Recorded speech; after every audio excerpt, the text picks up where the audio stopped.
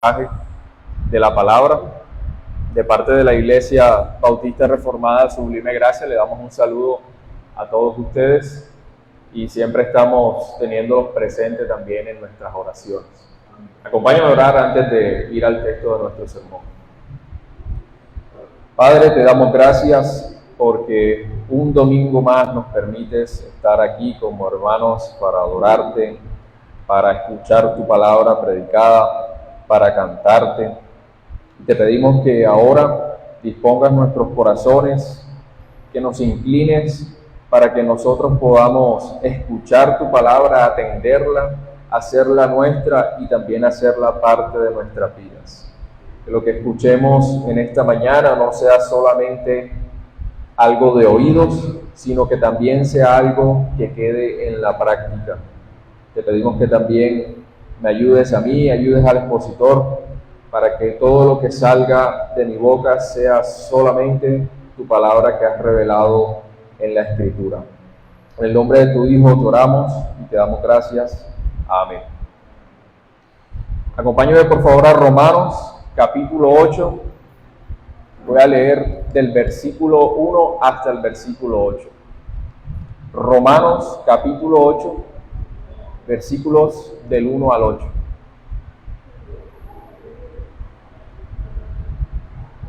Así dice la Escritura. Ahora pues, ninguna condenación hay para los que están en Cristo Jesús, los que no andan conforme a la carne, sino conforme al Espíritu. Porque la ley del Espíritu de vida en Cristo Jesús me ha librado de la ley del pecado y de la muerte. Porque lo que era imposible para la ley, por cuanto era débil por la carne, Dios, habiendo enviado a su Hijo en semejanza de carne de pecado y a causa del pecado, condenó al pecado en la carne, para que la justicia de la ley se cumpliese en nosotros, que no andamos conforme a la carne, sino conforme al Espíritu. Porque los que son de la carne piensan en las cosas de la carne, pero los que son del Espíritu en las cosas del Espíritu. Porque el ocuparse de la carne es muerte, pero el ocuparse del Espíritu es vida y paz. Por cuanto los designios de la carne son enemistad contra Dios, porque no se sujetan a la ley de Dios, ni tampoco pueden. Y los que viven según la carne no pueden agradar a Dios. La realidad más triste en la que nosotros podamos pensar es esa de la presencia del pecado en nosotros. Cuando nosotros recordamos el pecado, nosotros estamos recordando que toda la humanidad, por causa del pecado de Adán, está contaminada por el pecado. Cuando recordamos el pecado, la realidad de la presencia del pecado, también estamos recordando la muerte y el castigo que están presentes. Y en cuanto a nosotros los creyentes, cuando recordamos la presencia del pecado, la realidad del pecado en nosotros, también estamos recordando que tenemos un enemigo al cual debemos enfrentar por el resto de nuestras vidas hasta que partamos de este mundo. Va a ser un enemigo que muchas veces nos va a frustrar, muchas veces nos va a hacer llorar, y esta es una realidad que pinta un panorama bastante negativo en la vida del creyente. Pablo dijo en Romanos 7:21, queriendo yo hacer el bien, hallo esta ley, que el mal está en mí.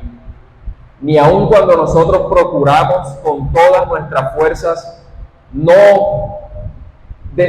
caer en el pecado, nosotros nunca vamos a poder deshacernos en absoluto de la presencia del pecado en nosotros.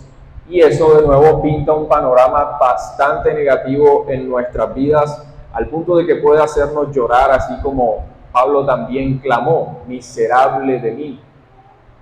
Pero también es necesario que como creyentes recordemos a quién pertenecemos y cuáles son aquellas otras realidades que están presentes en nosotros. Pablo, luego de haberse lamentado por la presencia del pecado en él, también considera su unión con Cristo y las realidades positivas de las cuales él participa. Y lo mismo deberíamos hacer nosotros, recordar nuestra unión con Cristo y las realidades positivas que están presentes en nosotros por nuestra unión con Él, a pesar de la presencia del pecado. Romanos 8:1. Ahora pues, ninguna condenación hay para los que están en Cristo Jesús, los que no andan conforme a la carne, sino conforme al Espíritu. El título de este sermón será entonces Los que están en Cristo. Y vamos a estar meditando en las realidades positivas de las que participan aquellos que están unidos a Cristo. ¿Cuáles son entonces esas realidades? Las vamos a estar tratando en dos puntos. La primera realidad es una de tipo invisible. Hay una realidad positiva invisible en la que participan aquellos que están en Cristo, a pesar de la presencia del pecado. Esa es la primera realidad. La segunda realidad positiva es una de tipo visible. Todo aquel que está en Cristo goza visiblemente de unas realidades positivas a pesar de la presencia del pecado. Pasemos entonces a considerar cada una de estas, viendo primero las realidades positivas invisibles de los que están en Cristo. Y la primera realidad positiva invisible de la que participa todo aquel que está en Cristo tiene que ver con la libertad de la condena. Lea de nuevo el versículo 1 de Romanos 8. Ahora pues, ninguna condenación hay para los que están en Cristo Jesús. Aun cuando la presencia del pecado sea una realidad, si nosotros estamos unidos a Cristo, entonces hemos sido libres de la condena. Pero esta libertad de la condena aquí se presenta como una que es absoluta, es en un sentido total. No hay una libertad de la condena en parte, ni tampoco hay una libertad de la condena en gran parte, sino que la libertad de la condena es total, es absoluta. Ninguna condenación hay para los que están en Cristo Jesús. Y esa es la realidad en la que nosotros debemos meditar, y permítame guiarle a la meditación de por qué esto es algo tan positivo para los que estamos en Cristo. Recordar que somos libres de la condenación debe consolar nuestra alma, porque la condenación que nos esperaba era terrible en extremo. Hay sentencias de condenas muy terribles que se dictan en tribunales terrenales, y pudiésemos considerar las cadenas perpetuas, penas de muerte o cualquier otro tipo de condena terrible en este mundo, pero ninguna de ellas, ni siquiera todas ellas juntas, podría compararse con el peso de la condena que descansaba sobre nosotros cuando estábamos sin Cristo. Considera estas tres razones por las que la condena que descansaba sobre nosotros era la más terrible de todas. Primeramente, la condena que descansaba sobre nosotros era la más terrible de todas porque nuestra vida sin Cristo era la más terrible de todas. ¿Quieres saber, mi hermano, cuán grande era tu condenación? Pues entonces considera la gravedad de los actos que cometías antes de estar unido a Cristo.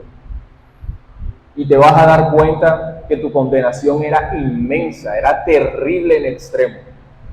Pablo en su carta a los Colosenses menciona los escandalosos pecados en los que participaron aquellos que son considerados sus hermanos antes de venir al Señor. En Colosenses 3, versículos del 5 al 7, Pablo dice: fornicación, impureza, pasiones desordenadas, malos deseos y avaricia, que es idolatría, cosas por las cuales la ira de Dios viene sobre los hijos de desobediencia, en las cuales vosotros también anduvisteis en otro tiempo, cuando vivíais en ellas. Estos eran los pecados en los que andaban los colosenses antes de estar en Cristo. Pero ahora, mi hermano y mi hermana, ¿podrías tú decir que no caíste en ninguno de estos pecados enlistados aquí, ni siquiera en su más mínima expresión? ¿Podrías tú decir que ni siquiera pensaste en algún momento en cometer alguno de estos pecados que se mencionan aquí? Cuando estábamos sin Cristo, nuestra vida estaba repleta de tinieblas. Así que no teníamos una vida pecaminosa decente. Era una vida de tinieblas, no decente. Nosotros andábamos en todo tipo de pecados terribles, sin importar el grado de escándalo que este pecado pudiese generar. Era pecado y era una vida terrible. Andábamos en todas aquellas cosas que provocaban nada más y nada menos que la ira de Dios. Así que era una vida muy terrible. Nuestra vida sin Cristo, mis hermanos, era en extremo terrible. Y por eso la condena que descansaba sobre nosotros era terrible en extremo. Ahora considere una segunda razón por la que la condena de la que nosotros ahora somos libres es la más terrible de todas. La segunda razón es que el Dios justísimo ejecuta esa condena. Nuestra vida era terrible y ahora el Dios justísimo ejecuta esa condena. Él ejecuta esa condena y lo hace teniendo en cuenta cada pecado en particular que el hombre comete. Incluso aquellos que se conocen como pecados de omisión, Dios lo tiene en cuenta para el juicio y para condenar a los que están destinados a la condenación. Considere Mateo 25, versículos 41 y 42. Estas son las palabras del Señor a quienes están condenados, a quienes reciben la condenación. Apartaos de mí, malditos, al fuego eterno preparado para el diablo y sus ángeles. Porque tuve hambre y no me diste de comer. Tuve sed y no me disteis de beber. Él ejecuta la condena, teniendo cada pecado en cuenta, incluso los pecados que se llaman pecados de omisión. Pero ahora el Dios justísimo que ejecuta esta condena, cuando la ejecuta, también ejecuta un castigo que es de duración eterna. Mateo 25, 41, el mismo pasaje que acabamos de leer. Apartaos de mí, malditos, al fuego eterno. Él ejecuta la condena y también la aplica incluso sobre el alma. Mateo 10, 28. No temáis a los que matan al cuerpo, mas el alma no pueden matar. Temed más bien a aquel que puede destruir el alma y el cuerpo en el infierno. El Dios justísimo entonces ejecuta la condena y tiene cada pecado en cuenta. También la ejecuta y su castigo es de eterna duración. Y también la ejecuta sobre el alma. No le dice eso, que la condena que descansaba sobre nosotros era la más terrible de todas entonces. Y hay una tercera razón por la que la condena que descansaba sobre nosotros era la más terrible de todas, y es que su castigo trata de la ausencia de todo bien y del derramamiento pleno de su ira. ¿Recuerda usted al rico de Lucas 16? Él, desde su lugar de tormento, pidió experimentar cierto alivio desde lo que podría considerarse como el más mínimo de todos los bienes en esta tierra. Vea lo que pide el rico en Lucas 16, 24. Padre Abraham, ten misericordia de mí y envía a Lázaro para que moje la punta de su dedo en agua y refresque mi lengua, porque estoy atormentado en esta llama. El rico pidió, aunque sea la oportunidad de sentir una gota de agua en su lengua y que su dolor sea aliviado de alguna manera. Una gota de agua. Alguien que en este mundo estaba acostumbrado a tener banquetes, ahora está pidiendo una gota de agua, que yo creo que ni siquiera llega a la gota, es como agua untada en el dedo. Y aún esa petición al rico en su lugar de tormento se le fue negada. ¿Por qué? Porque el propósito del rico en su lugar de tormento era estar privado de toda clase de bien de parte de Dios, aún del bien común, y dedicarse el resto de su vida por la eternidad a sufrir la ira de Dios en su plenitud.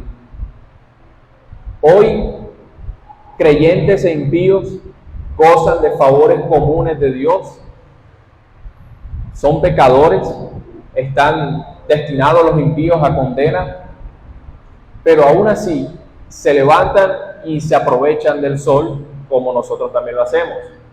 Aún así se levantan y pueden sentir la frescura del agua al tomarla, pueden descansar, pueden tener sueño, pero en el lugar de tormento, cuando Dios ejecute su condena, nada de esto va a tener lugar, y eso hace de la condena la más terrible de todas.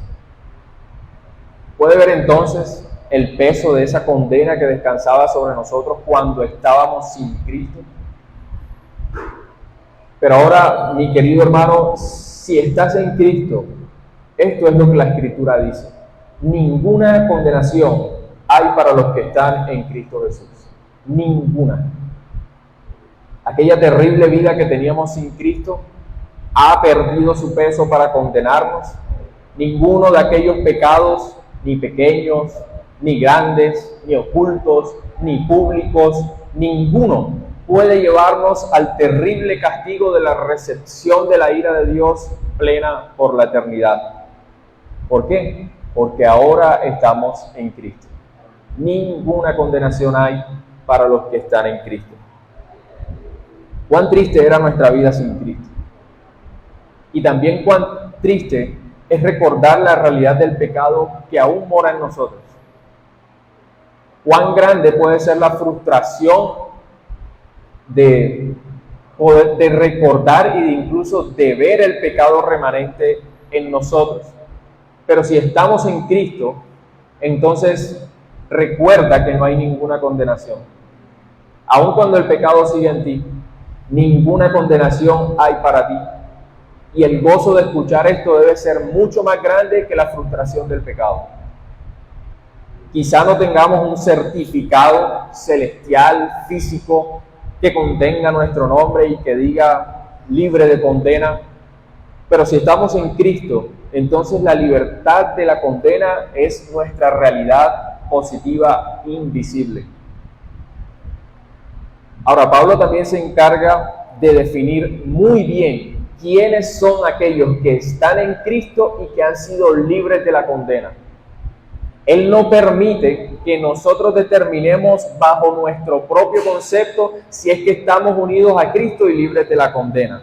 De hecho, si dependiera de nosotros definir si participamos o no de esta realidad, nosotros vamos a hacer todo lo posible, a costa del engaño, todo lo posible por concluir que estamos en Cristo y que estamos libres de la condena. Pero Pablo define muy bien quiénes son aquellos que participan de esta realidad positiva invisible. ¿Quiénes son los que están libres de la condena? Vuelva a leer Romanos 8:1, la segunda parte. Los que no andan conforme a la carne, sino conforme al Espíritu. Y esto nos lleva a considerar la segunda realidad positiva invisible de los que están en Cristo: andar conforme al Espíritu. Somos libres de la condena. Esa es la primera realidad invisible. Ahora la segunda es andar conforme al Espíritu. Y parece extraño ubicar el andar conforme al Espíritu como una de las realidades positivas invisibles de los que están en Cristo, porque cuando solemos pasar por este texto y leemos andar, pensamos que hace referencia más bien como a las conductas visibles de alguien que está en Cristo. Y esto es cierto en algún sentido, pero debemos entender que el andar conforme al Espíritu es primeramente una realidad invisible. Y Romanos 8, versículos del 2 al 4, nos dan a entender esto. Léalo conmigo, por favor. Porque la ley del Espíritu de vida en Cristo Jesús me ha librado de la ley del pecado y de la muerte.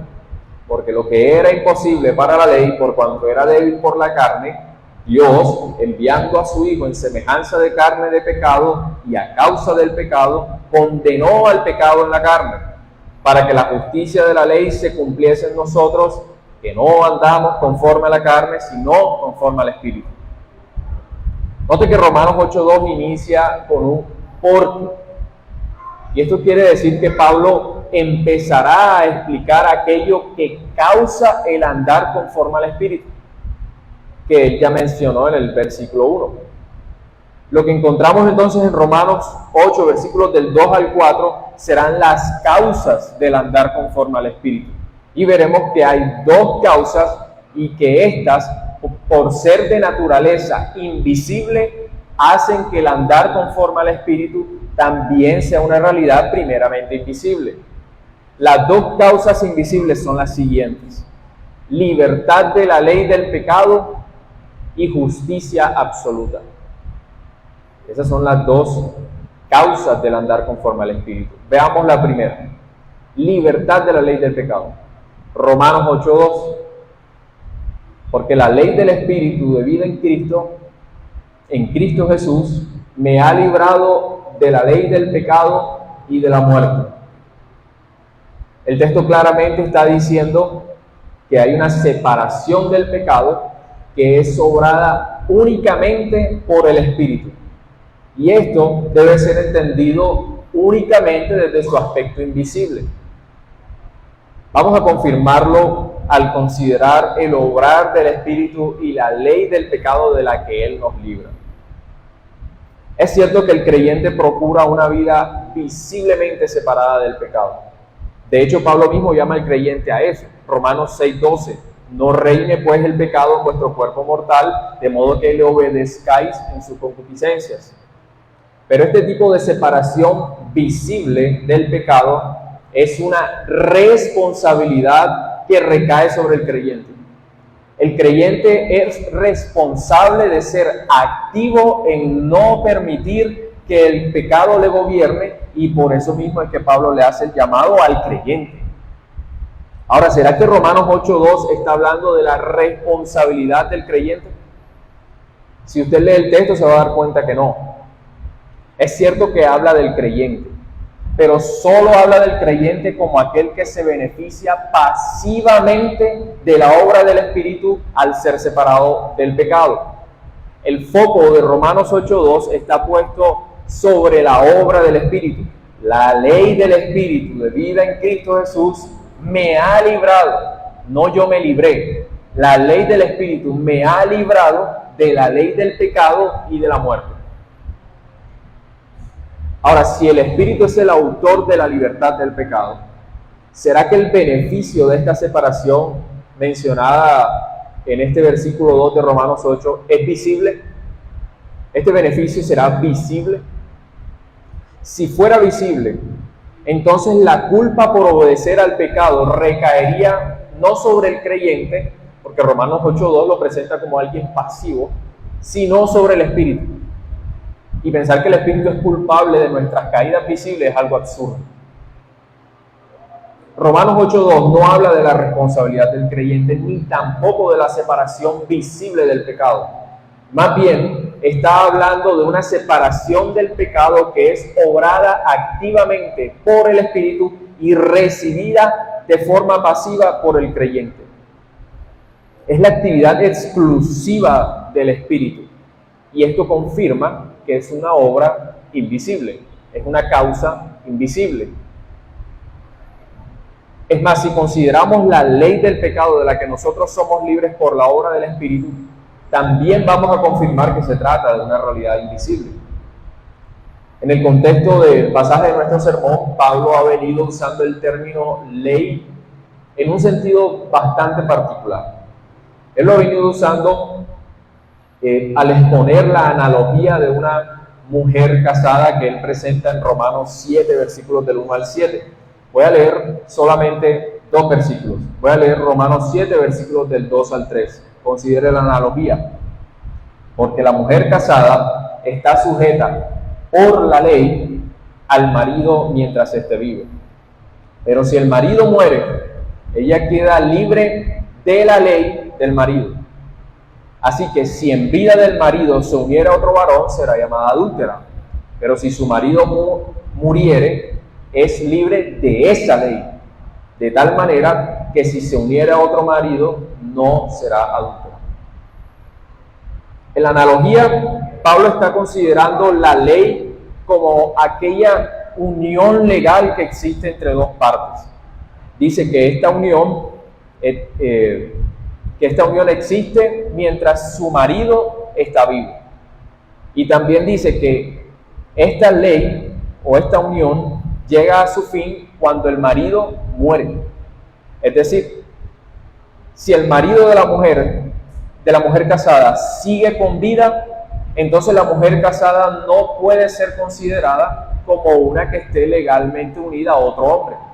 Solo pertenece a su marido que está con vida, no a ningún otro. Y este principio de ley es la que Pablo también aplica a las realidades espirituales. Romanos 7, versículos del 4 al 6, allí Pablo las aplica. Así también vosotros, hermanos míos, después de presentar la analogía, ahora dice, así también vosotros, hermanos míos, habéis muerto a la ley mediante el cuerpo de Cristo para que seáis de otro, del que resucitó de los muertos, a fin de que llevemos fruto para Dios. Porque mientras estábamos en la carne, las pasiones pecaminosas que eran por la ley obraban en nuestros miembros llevando fruto para muerte. Pero ahora estamos libres de la ley, por haber muerto para aquella en que estábamos sujetos, de modo que sirvamos bajo el régimen nuevo del Espíritu y no bajo el régimen viejo de la ley. Y aquí hay dos realidades que Pablo tiene en mente al momento de aplicar la analogía. Él está teniendo en mente el pertenecer a la carne y el pertenecer a Cristo, que es lo que en el versículo 2 de Romanos 8 él llama también ley del pecado y ley del espíritu de vida en Cristo. Esto quiere decir que la ley de la que Pablo ha venido hablando se aplica al ámbito espiritual de la siguiente manera. Si perteneces al pecado, esa es tu unión. La única manera en que tú seas separado del pecado es que el pecado muera, que tu relación con el pecado se anule. Y solo entonces, cuando tu relación con el pecado se anula, puedes pertenecer a aquel que resucitó de los muertos.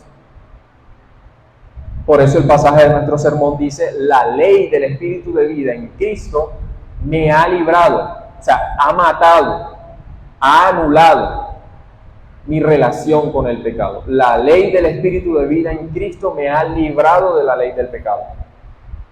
Ahora, ¿en qué sentido se pertenece al pecado? ¿Será en un sentido visible? Si pertenecer al pecado tratara de un asunto meramente visible, entonces el ser librado de la ley del pecado es como llegar a la perfección. En el momento en que el Espíritu obra en alguien, entonces desde ese momento ese creyente es un creyente perfecto. Y sabemos que esto no es así. Entonces no es visible. Eso será solo en la glorificación. Pablo mismo lo reconoce. Romanos 7:21, queriendo yo hacer el bien, hallo esta ley, hallo esta verdad, que el mal está en mí. Pertenecer a la ley del pecado no es entonces algo meramente visible. Estar bajo la ley del pecado es algo primeramente invisible, se trata de una unión. Cuando Pablo habla del momento en que la humanidad es constituida pecadora, él también confirma que esta unión con el pecado se trata de un asunto primeramente invisible. Nota lo que dice Romanos 5:19.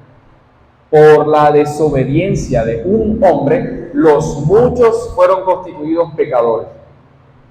Usted estaba bajo la ley del pecado, ¿será cuando cometió su primer pecado en esta tierra visiblemente? El texto dice que usted fue constituido un pecador por el pecado de Adán, desde antes de su nacimiento. Así que es algo invisible.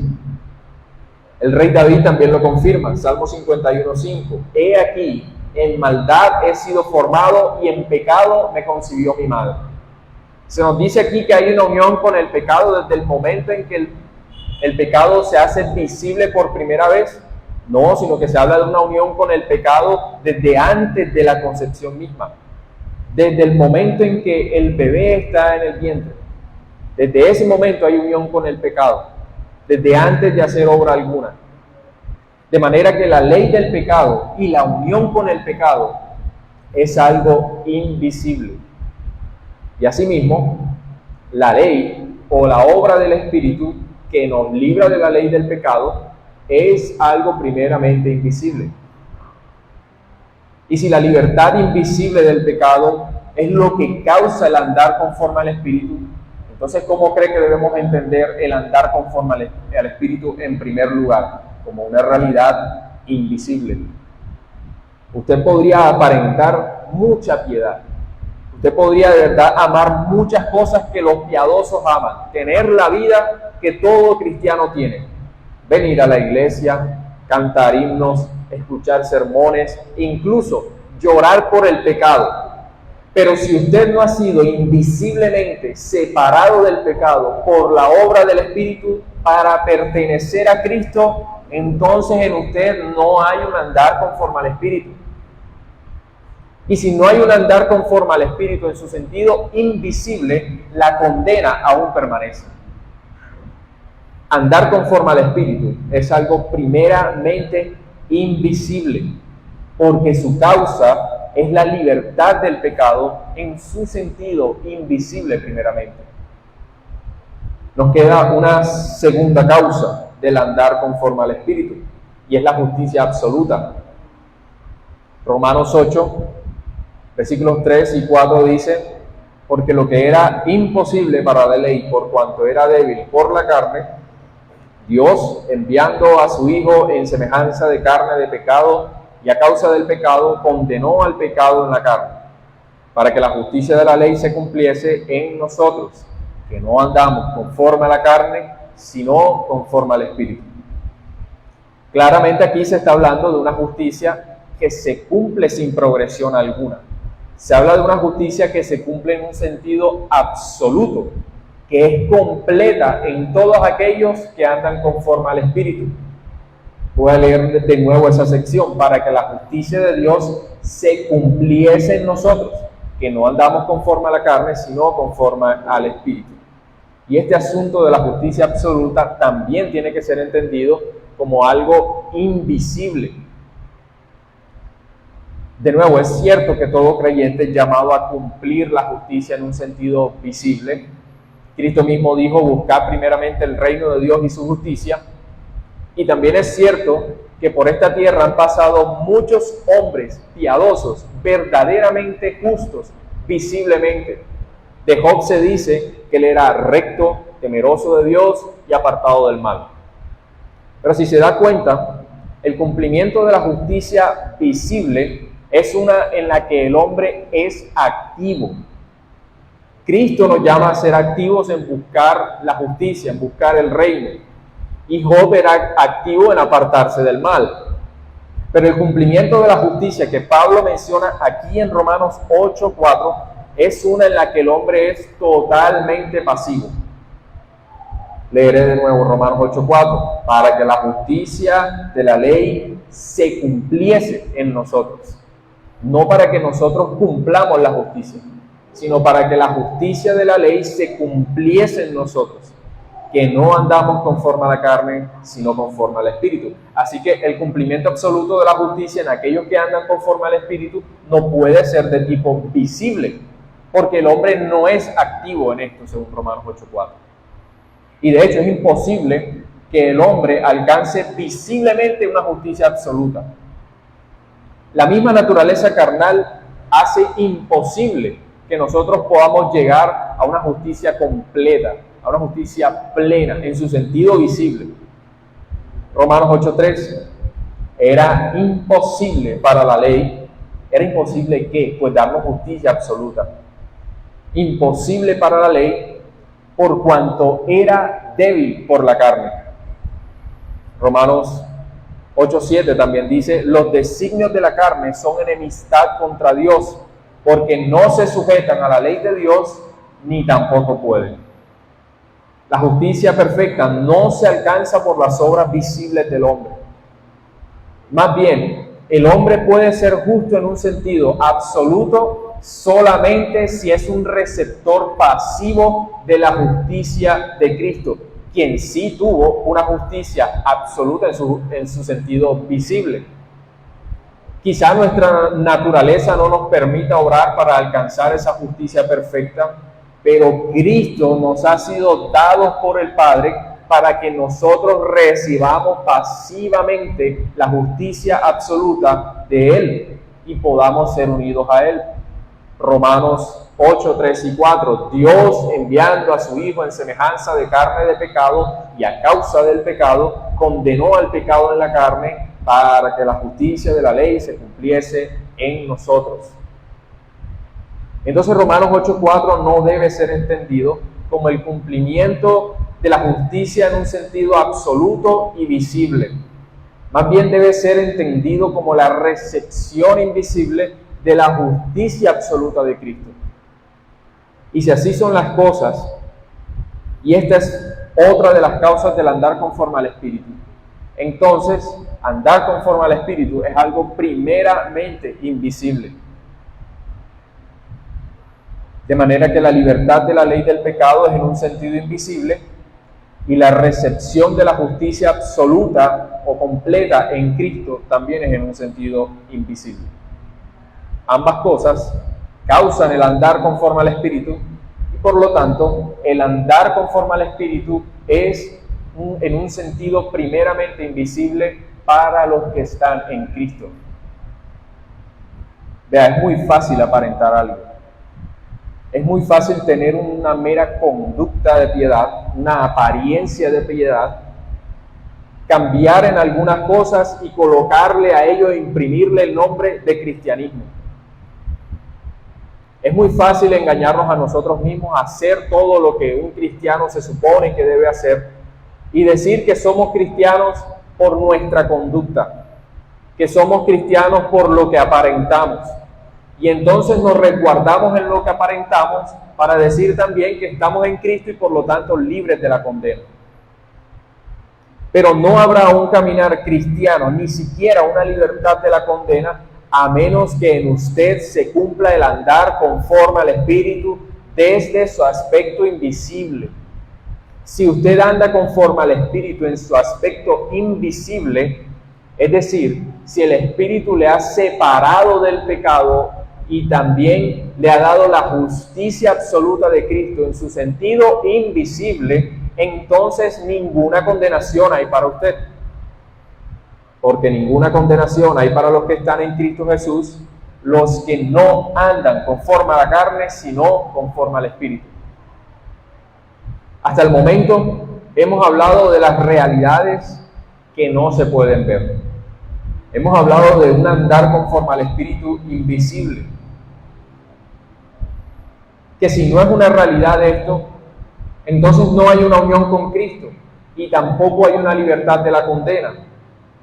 ¿Cómo entonces podemos nosotros estar realmente seguros si al final, seguros de que vamos a ser libres de la condena, si al final no podemos ver estas realidades, si se trata de algo invisible? ¿Cómo podemos decir? ¿Cómo podemos tomar nosotros el pasaje de Romanos 8:1 y decir, nosotros somos libres de la condenación porque estamos en Cristo, si esto es algo invisible? Eso nos da paso entonces al segundo punto. Realidades positivas visibles de los que están en Cristo. La segunda realidad positiva de aquel que está en Cristo trata de una descripción visible del andar conforme al Espíritu. La descripción anterior era invisible del andar conforme al Espíritu. Ahora esto es una descripción visible del andar conforme al Espíritu. En Romanos 8, versículos del 4 al 8, nosotros vamos a estar encontrando esta descripción. Pablo dice, para que la justicia de la ley se cumpliese en nosotros, que no andamos conforme a la carne, sino conforme al Espíritu, porque los que son de la carne piensan en las cosas de la carne, pero los que son del Espíritu, en las cosas del Espíritu. Porque el ocuparse de la carne es muerte, pero el ocuparse del Espíritu es vida y paz. Por cuanto los designios de la carne son enemistad contra Dios, porque no se sujetan a la ley de Dios, ni tampoco pueden. Y los que viven según la carne no pueden agradar a Dios. Si bien es cierto que una apariencia de piedad no necesariamente implica una unión con Cristo o una libertad de la condena, también debe decirse que gozar de las realidades invisibles en Cristo, siempre va a tener su manifestación visible. No hay alguien que esté en Cristo y que goce de realidades invisibles sin manifestar eso visiblemente. De hecho, toda realidad invisible siempre va a tener su expresión visible, sea creyente o sea impío. Toda realidad invisible se manifestará visiblemente. Por un lado, aquel que invisiblemente sigue unido al pecado tendrá una vida en el pecado. Incluso si se persigue cierta apariencia de piedad, siempre tendrá una vida visiblemente aferrada al pecado. Pablo dice, los que son de la carne piensan en las cosas de la carne, Romanos 8:5. Por otro lado, aquel que invisiblemente está en Cristo, siempre tendrá visiblemente una vida en Cristo, a pesar de la presencia del pecado. Pablo también dice, los que son del Espíritu piensan en las cosas del Espíritu. Sea cual sea la realidad invisible de alguien, ella siempre se va a manifestar en su aspecto visible. Y de entrada, nosotros notamos que la manifestación visible del andar conforme al Espíritu se opone a la manifestación visible de los que están unidos al pecado. Eso es lo primero que debemos notar aquí. Antes de entrar a la descripción detallada de aquellos que andan conforme al Espíritu visiblemente, debemos estar claros en que aquí hay una diferencia abismal entre aquel que anda conforme al Espíritu visiblemente y aquel que aún está en su pecado invisiblemente y también visiblemente. Pablo no usa palabras que den a entender que los de Cristo y los del pecado puedan llegar a confundirse entre sí en algún momento. Él no está hablando ni siquiera de neutralidad, sino que él expresa de una manera simple y directa todo lo que tiene que ver en cuanto al aspecto visible de aquellos que están en Cristo. Quizá algunos puedan aparentar ante los hombres que andan conforme al Espíritu, aun cuando en realidad están unidos al pecado invisiblemente, pero la realidad es que el hipócrita seguirá siempre manifestando visiblemente su unión con el pecado, y esto se debe a los distintos terrenos en que estas realidades invisibles se manifiestan. Hay dos terrenos que Pablo está considerando aquí. Las realidades invisibles se van a manifestar visiblemente en el terreno del pensamiento y en el terreno de la ocupación. El terreno del pensamiento lo encontramos en Romanos 8:5, lo del espíritu en las cosas del espíritu en cuanto al pensamiento. Y el terreno de la ocupación lo encontramos en Romanos 8:6. El ocuparse de la carne es muerte, pero el ocuparse del espíritu es vida y paz. Lo que estos terrenos manifiestan, de nuevo, van a marcar la diferencia entre un verdadero creyente y un hipócrita. Uno que aparenta andar conforme al Espíritu, pero que en realidad sigue unido al pecado, solo podrá camuflarse en un terreno distinto, en el terreno de lo que el ojo humano puede ver. Pero el que realmente anda conforme al Espíritu en su sentido invisible, va a manifestar visiblemente su realidad en ambos terrenos. Quizá no de una manera perfecta, pero sí de una manera íntegra. Por otro lado, el que aún sigue en su pecado, pero aparenta piedad, va a caer en estos terrenos y se manifiesta su hipocresía desde estos terrenos. Vamos a considerar entonces los dos terrenos. Primero, el terreno del pensamiento. Romanos 8:5. Los del Espíritu en las cosas del Espíritu. Todo aquel que anda conforme al Espíritu en su sentido primeramente invisible, manifestará su realidad visiblemente con lo que piensa. Y no se trata de algo meramente intelectual. No se trata de simplemente poner a trabajar la mente para entender lo que el Espíritu quiere que entendamos. Si eso fuese una evidencia, de estar en Cristo, muchos, aún impíos, podríamos decir que están en realidad en Cristo, solo por trabajar el intelecto. Pensar en las cosas del Espíritu significa más bien ir más allá del intelecto, estar como dispuesto, interesarse con intensidad en algo e incluso colocar el afecto sobre algo. Eso es pensar en las cosas del Espíritu. Incluye intelecto, pero va más allá. Pensar en las cosas del Espíritu entonces no se trata solamente de ser capaz de entender la Escritura, eso lo puede hacer cualquiera, sino que se trata de estar mentalmente dispuestos a amar aquello que agrada al Espíritu. Ahora, los que están en Cristo manifiestan esta realidad invisible en el terreno del pensamiento cuando son diligentes en este terreno. No crea que aquellos que estamos en Cristo vamos a espontáneamente pensar o agradarnos o estar dispuestos a amar aquello que le agrada al Espíritu. No es algo espontáneo. Sino que los que estamos en Cristo siempre trabajamos para que nuestros pensamientos estén inclinados hacia aquellas cosas que el Espíritu le agrada. Y por eso es que el Padre constantemente nos llama a que nosotros seamos diligentes en guardar su palabra en nuestros corazones. Proverbios 3:1, hijo mío, no te olvides de mi ley. Y tu corazón, aquí hace referencia al pensamiento, guarde mis mandamientos. Debemos amar las cosas del Espíritu, pero debemos trabajar para amarlas. Y trabajar también para que ellos permanezcan en nuestros pensamientos. Si quieres ver entonces tu verdadera condición invisible, no solo examines tu conducta, no solo examines un andar conforme al Espíritu en un sentido visible o más bien aparente, sino también pregúntate hacia dónde estoy dirigiendo mis pensamientos.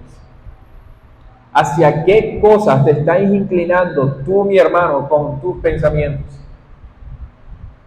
¿Qué cosas amas?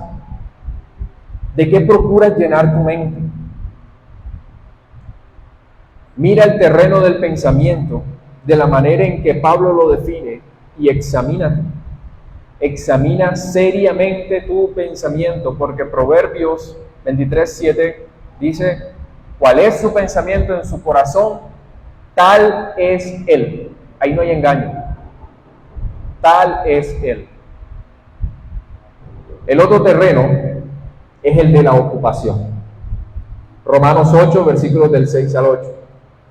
Porque el ocuparse de la carne es muerte, pero el ocuparse del Espíritu es vida y paz. Por cuanto los designios de la carne son enemistad contra Dios, porque no se sujetan a la ley de Dios, ni tampoco pueden. Y los que viven según la carne no pueden agradar a Dios. Todo aquel que anda conforme al Espíritu en un sentido invisible también va a manifestar esta realidad visiblemente en aquello en lo que se ocupa. No solo en lo que piensa, sino también en aquello en lo que se ocupa. Usted podría considerar que por su mente pasan cantidad de pensamientos espirituales, pero si al final su estilo de vida se inclina hacia aquello que no agrada al Espíritu, entonces se está evidenciando que la realidad que hay en usted, la realidad invisible que hay en usted es de muerte, no de vida, de muerte. Así también, si sus pensamientos inclinan su estilo de vida hacia lo que agrada al Espíritu, entonces la vida y la paz son una realidad en usted. De hecho, la inclinación de su estilo de vida viene a ser como el testigo de aquello que en realidad está en nuestros pensamientos. Pablo no está considerando aquí la posibilidad de pensar en un asunto y ocuparse en otro totalmente distinto. Eso no es posible. No crea que usted está haciendo lo posible por llenar su mente de la Escritura, pero por alguna razón se vuelve a caer en los mismos pecados que siempre ha caído. ¿Por qué será si yo pienso en las cosas del Espíritu? Los pensamientos, en el sentido en que ya lo hemos explicado, y la ocupación siempre están unidas. Siempre. Aquello en lo que usted piense será aquello en lo que usted se ocupe. Y aquello en lo que usted se ocupe hablará de aquello en lo que usted en realidad está pensando. Pablo no divide estas dos cosas. Él salta. Luego de hablar del pensamiento, salta inmediatamente a hablar del ocuparse. Está unido. Considere que el corazón es como una tabla sobre la cual se pueden escribir las cosas que van a inclinar nuestro estilo de vida. Proverbios 3:3. Nunca se aparte de ti la misericordia y la verdad. Átalas a tu cuello. Y vea lo que dice. Escríbelas en la tabla de tu corazón. Hay claramente un llamado a llenar los pensamientos de aquello que es agradable al Señor. Y luego de llenar los pensamientos o de escribir en la tabla de nuestros corazones lo que agrada al Señor, entonces sí sigue un estilo de vida. Proverbios 3:7. Teme a Jehová y apártate del mal. Proverbios 6:20 al 21. Ahí también dice: guarda, hijo mío, el mandamiento de tu padre y no dejes la enseñanza de tu madre. Átalos siempre en tu corazón. De nuevo, esto es un llamado a llenar los pensamientos con la instrucción piadosa. Y en este proverbio también vamos a ver que lo que sigue al pensamiento es la inclinación del estilo de vida. Proverbios 6:22. Te guiarán lo que guardes, te guiarán cuando andes, cuando duermas te guardarán, hablarán contigo cuando despiertes. De manera que todo aquello hacia lo que se incline el estilo de vida hablará de aquellas cosas que realmente están en nuestros pensamientos. Mi hermano, considera con seriedad estas cosas. No hay neutralidad en nada de esto. El corazón o el pensamiento siempre va a ser como un libro abierto que tú estarás llenando de información para inclinar tu estilo de vida. Nunca podrás dejar de llenar el pensamiento de alguna cosa. O lo estás llenando con la instrucción de Dios o lo estás llenando con mundo. Pero de alguna u otra manera estás llenando la tabla de tu corazón. Y eso va a moldear tu estilo de vida, tu ocupación. ¿De qué llenas tu mente entonces? ¿Y qué es lo que está reflejando aquello en lo que te estás ocupando? ¿Qué realidades se están manifestando visiblemente? En conclusión, es cierto que el pecado está presente en nosotros los creyentes y esta es una realidad muy triste. Es una realidad que nos desmorona. Pero también es cierto que al estar en Cristo participamos de otras realidades positivas. Decíamos a partir del texto que estas eran realidades positivas. Primero, invisibles. Y segundo, visibles. Las invisibles tienen que ver con la libertad de la condena y el andar conforme al Espíritu.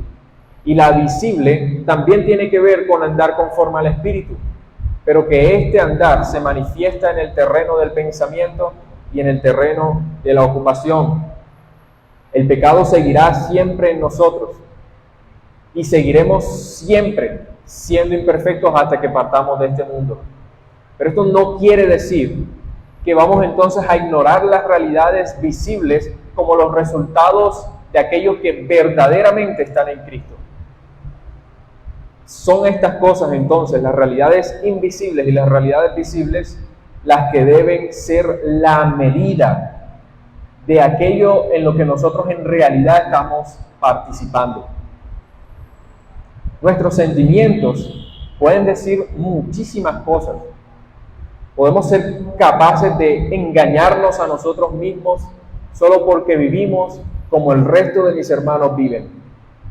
Pero las realidades invisibles, junto con las visibles, son el camino más seguro para juzgar nuestra verdadera condición. Considéralas, y si estás en Cristo, Ninguna condenación hay para ti. Vamos a orar. Padre, te damos gracias por enseñarnos acerca de aquellas realidades invisibles que están presentes en nosotros y en todos los que están unidos a ti. Y también te damos gracias porque